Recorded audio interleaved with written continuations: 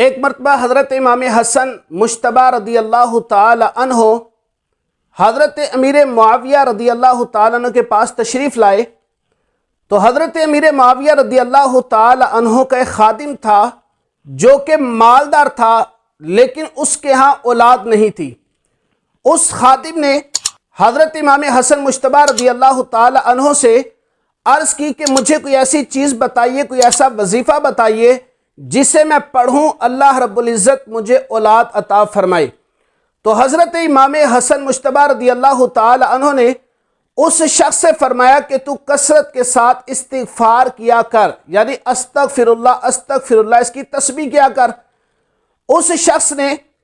کثرت کے ساتھ روزانہ 700 مرتبہ استغفر اللہ کی تسبیح پڑھنا شروع کر دی۔ اللہ رب العزت نے اسے 10 بیٹے عطا فرمائے۔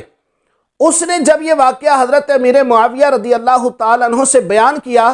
تو حضرت امیر معاویہ رضی اللہ تعالی عنہ نے اس خادم سے فرمایا کہ تو نے حضرت امام حسن رضی اللہ تعالی عنہ سے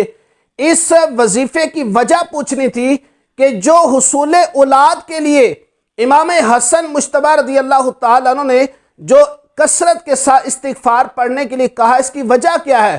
تو جب دوبارہ اس خادم کی امام حسن مجتبی رضی اللہ تعالی عنہ سے ملاقات ہوتی ہے تو وہ خادم امام حسن مجتبی رضی اللہ تعالی عنہ سے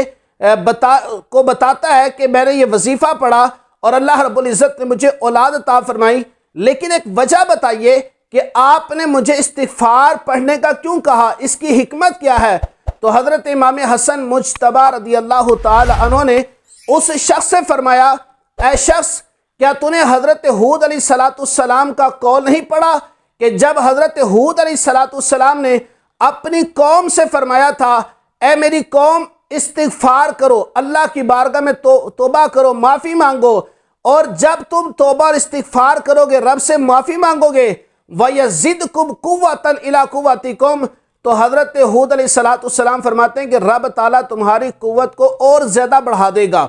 اسی طرح حضرت امام حسن مجتبی رضی اللہ تعالیٰ فرماتے ہیں کہ حضرت نوح علیہ السلام کا کیا قول نہیں پڑھا کہ حضرت نوح علیہ السلام نے اپنی قوم سے فرمایا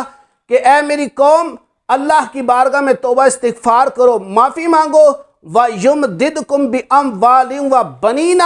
اللہ رب العزت تمہاری مدد فرمائے گا مالوں کے ذریعے اور اولاد کے ذریعے۔ تو انبیاء کرام علیہ السلام نے اپنی قوموں کو استغفار کا کہا، توبہ کرنے، معافی مانگنے کا کہا، تو رب تعالیٰ نے بارش بھی عطا فرمائی، اولاد بھی عطا فرمائی، مال بھی عطا فرمایا۔ تو پتہ چلا کہ توبہ استغفار کرنا بہت مجرب قرآنی عمل ہے، اور نبی پاک علیہ السلام کی حدیث ہے ابن ماجہ کے اندر، نبی پاک علیہ السلام فرماتے ہیں جو توبہ استغفار کو اپنے اوپر لازم کر لے، کثرت کے ساتھ استغفر اللہ پڑھا کرے، اللہ رب العزت اسے غم، پریشانی، دکھ، تکلیف سے نجات عطا فرمائے گا، اور رب تعالیٰ اس جگہ سے اسے رزق عطا فرمائے گا جہاں پر بندے کا وہم و گمان بھی نہیں ہوگا۔